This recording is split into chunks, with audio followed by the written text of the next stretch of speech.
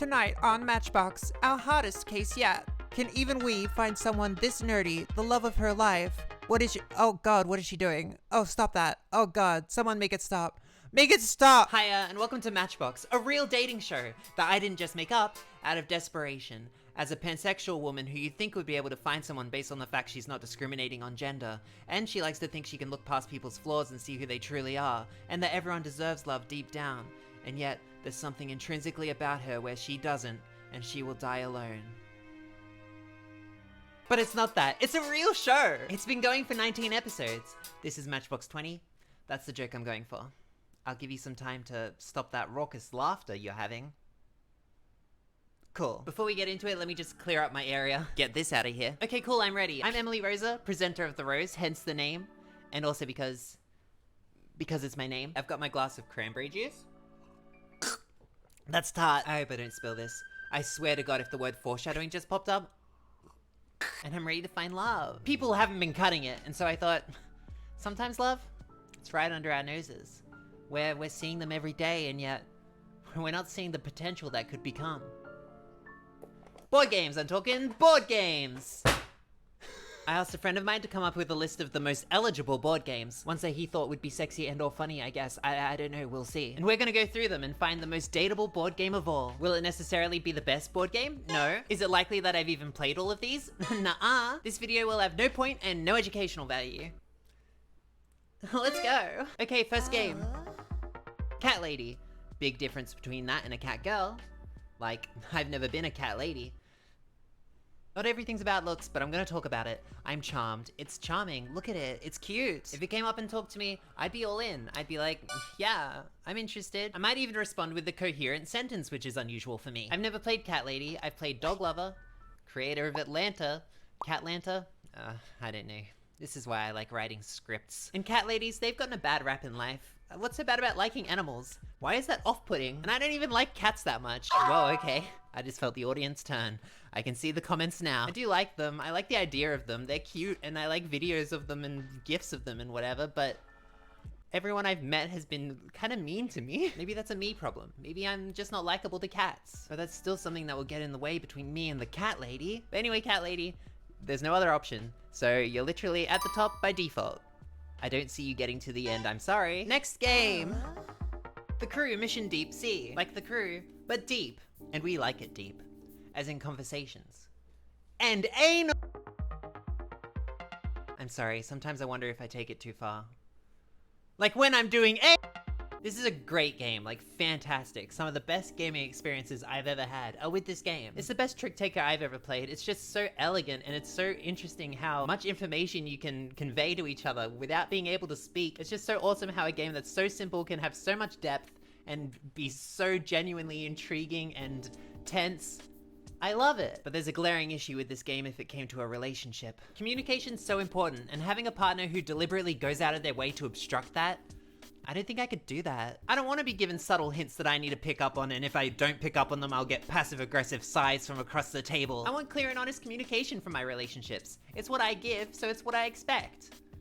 Why haven't you commented, "Of course you give that, Emily, you're perfect," yet? Do I have to tell you to do everything? Can't you anticipate my needs? Cat lady stays. Get out of here, The Crew. I had to stop filming for a second and I put my rose down and now it's all flat. Oh no. That's okay. That's not a bad omen or anything, right? Right? Next game. Monopoly Cheaters Edition. Awesome, awesome choice. Is there much to say? I don't really want to be with a cheater. I've yet to be cheated on as far as I know. Not really an experience I want to get into, especially when they're telling you up front, literally saying, what can you get away with? That Monopoly man, though. Something about that top hat. He can kind of get it. And then obviously we have to talk about the handcuffs. The game comes with handcuffs. Get caught, get cuffed. And at first it's like, yeah, all right. Don't threaten me with a good time. But then it's kind of like, okay, let me tell you a story. It's time for Emily's dating trauma story time. Everyone's favorite time. There was a guy I dated last year. One date. It was a single date. He was kind of like one of those really conventionally attractive, fit kind of people who like completely know it. Cocky as all heck. He was Scottish, and one thing he would do is every text message I would send, it would always be a voice message back, which he claimed was like, 'cause it's convenient. But obviously he was trying to get people with his accent. And yeah, it worked on me. I'm weak, I know this. But anyway, on the date, he spent like an hour talking about how much he loves Rolex watches. And that in and of itself isn't a problem. I like hyperfixations as much as the next girl. I want to hear all about what you're interested in. As long as you're passionate about it, that's cool. But then it took a turn. So then he showed me his watch that he was wearing. And then he asked me, can I put it on you? And I was like, yeah, okay, go for it. And so he put it on my wrist. And then he said these words. That's so hot. It's like I own you. And you know, I was a little weirded out. None of our conversations had been in that direction. It came out of nowhere. Context matters. And in the right context, I'm a freak, but this wasn't it. So anyway, yeah, this is what this reminds me of. Just a bit up front with those handcuffs. Just a bit up front. Cheetah, up front handcuffs. Get out of here, Monopoly. Cat Lady's reigning supreme. Will anything take her spot? There are stakes. This is important. Next game. Bullet heart. I do love a partner with a symbol in their name. That's just a little fun fact about me. But hearts are a little overdone, don't you think? Duh, duh, duh, duh. Again, I've never played this game, but I do kind of know some stuff about it. I saw a really good video on it. I'll link it in the description below. It went into this game and bullet hells and autism. It was really interesting. I really recommend it. But I'm very bad at bullet hells. Like, incredibly bad. Let me find one. It's game time. Look at her. This is incredible. She is such a gamer.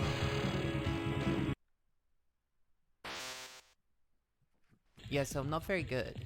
So yeah, those are not really for me, but I am intrigued by it in board game version for some reason. And you think maybe a board game where their whole deal is overwhelming you and seeing what you can do about it would be off-putting, but I don't know, I'm kind of into that. Push me to my limits, baby. I need help. And also it's a box covered in cute girls doing cute things with their cute outfits.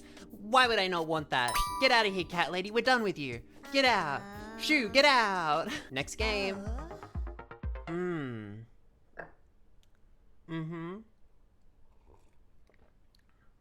I'm sorry, what am I looking at? Okay, so this is apparently a version of Oink Games' 9 tiles for Chainsaw Man the anime.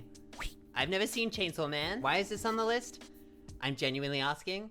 Somebody tell me. I don't have much to say. I own and enjoy 9 Tiles Panic, which is probably one of the better Oink games out there. I'd recommend it if you like, you know, time-based, quickly do things games.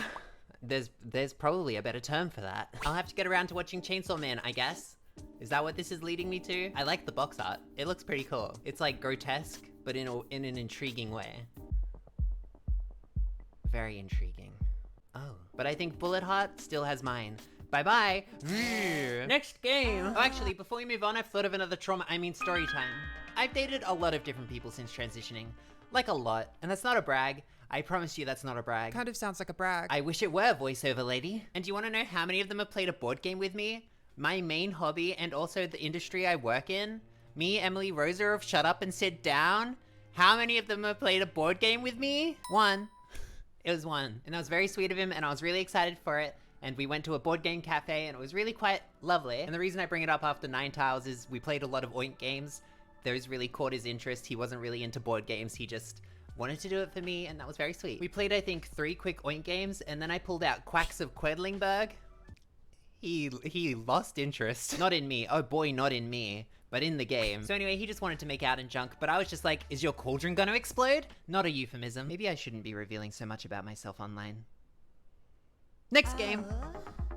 Oh, here she is, the popular girl. Look at her just walking in like, I know you want me. Everyone wants me. Yeah, I know everyone wants you, okay? I know how popular you are. And that makes me not want you. I'm very spiteful like that. You think you're better than me, don't you, Wingspan? And you'd probably be all like, oh, that's just your insecurities talking. I love you for who you are, and I don't think I'm better than you. Maybe if we just communicate and talk to each other. Nah, it's you. Get out of here. This is just for fun. I in no way want to diminish the amazing achievement that is Wingspan and the work of Elizabeth Hargrave. Give me another. Damnation, the Gothic game. Now my guess is that my friend just looked up Gothic board game because he knows I'm into that stuff. But I actually kind of know something about this because I just saw a video on it. I will link it in the description below. This game looks pretty cool. It's like a total revamp of an old game Watch the video if you want to know more about it. But it looks really interesting. I love the vibe. I love the vibe. It's giving really hot girl who's like covered in tattoos and is way too cool for me, as someone who's more of a stay at home, cut out paper hearts and put them on her wall, and talk to herself about making love to cardboard boxes kind of girl.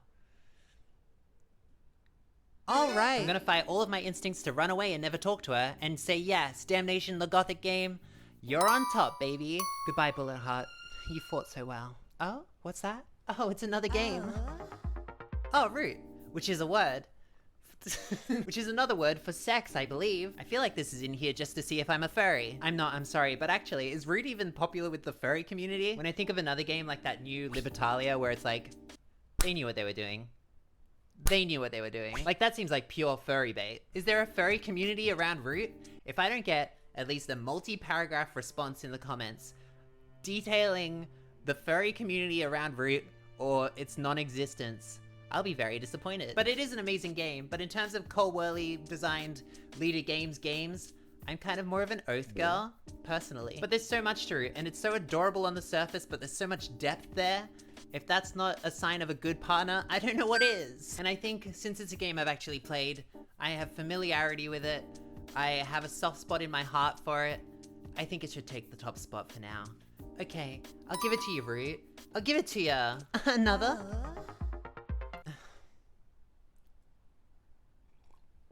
101 nights of great sex. Why so many R's? Isn't that just what that tiger mascot says in America for the cereal or whatever? Now I'm just picturing him having sex. Maybe I am a furry. I'm looking for love here. Not 101 nights, a lifetime. Get out of here. We're almost at the end. Agricola. Have I ever played it? No. Have I watched Tom, Matt, and Quinn's play it on the Shut Up and Sit Down YouTube channel? No, that channel's for dweebs. Okay, I have watched it, and it looked interesting. But I don't want to resign myself to such a laborious life. Look at me, do I look like I could cut it on a farm? I'd be dead in a day. I'm sorry, Agricola, this is more of a me problem than a you problem. I've got to say goodbye. Wait a second, I give you this yellow rose as consolation for my failures. And to match your box, that's quite nice. Oh, the final game.